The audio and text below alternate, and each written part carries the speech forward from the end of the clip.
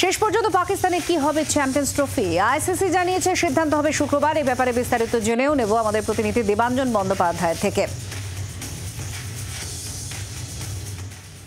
দেখো, আগামী শুক্রবার 29শে নভেম্বর আইসিসির এই সূচি ঘোষণা হতে পারে যে 2025-এর চ্যাম্পিয়ন্স ট্রফি।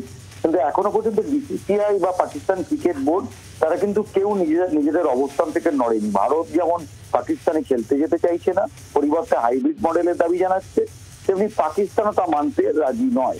এরকম পরিস্থিতিতে মঙ্গলবার জরুরি বোর্ড মিটিং এ বসেছিল আইসিসি। সেখানে সূচি নিয়ে আলোচনা হয়েছে, কিন্তু সূত্রের খবর যে পাক ক্রিকেট বোর্ড হাইব্রিড মডেল মেনে না নিলে চ্যাম্পিয়ন্স ট্রফি কিন্তু পাকিস্তান থেকে সরে দক্ষিণ আফ্রিকায় চলে যেতে পারে এবং পাকিস্তান চ্যাম্পিয়ন্স ট্রফি থেকে নামও তুলে নিতে পারে বলে এরকম খবর পাওয়া যাচ্ছে। ইতিমধ্যে ইসলামাবাদে হিংসা ছড়িয়েছে, সেখানে 6 জনের আজকে মৃত্যু হয়েছে।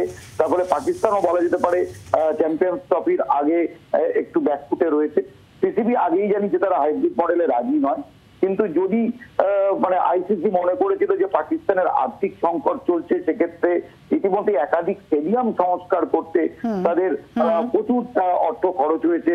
এক্ষেত্রে 37 কোটি টাকা ইনসেন্টিভ দিলে হয়তো পাকিস্তান হাইব্রিড মডেল মেনে নিত, কিন্তু সেটা এখনো পর্যন্ত হয়নি।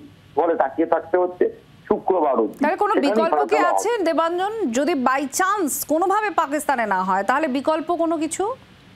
সেক্ষেত্রে বিকল্প ম্যাচ পুরো চ্যাম্পিয়ন্স ট্রফিটাই সরে যেতে পারে, তোমার দক্ষিণ আফ্রিকায় চলে যেতে পারে, বা সেক্ষেত্রে ভারত বা দুবা ইউনাইটেড আরব এমিরেট, সংযুক্ত আরব আমিরাত, সেক্ষেত্রে সেগুলোকেও ভাবা হচ্ছে। তবে চূড়ান্ত সিদ্ধান্ত হবে শুক্রবার আইসিসির বৈঠকে, সেখানে সূচি প্রকাশ হওয়ার কথা এবং কোথায় হবে সেটা জানা যাবে। ধন্যবাদ। দেবাঞ্জন বন্দ্যোপাধ্যায় আমাদের প্রতিনিধির সঙ্গে ছিলেন। বাংলার আওয়াজ, বাঙালির আবেগ, জি 24 ঘন্টা।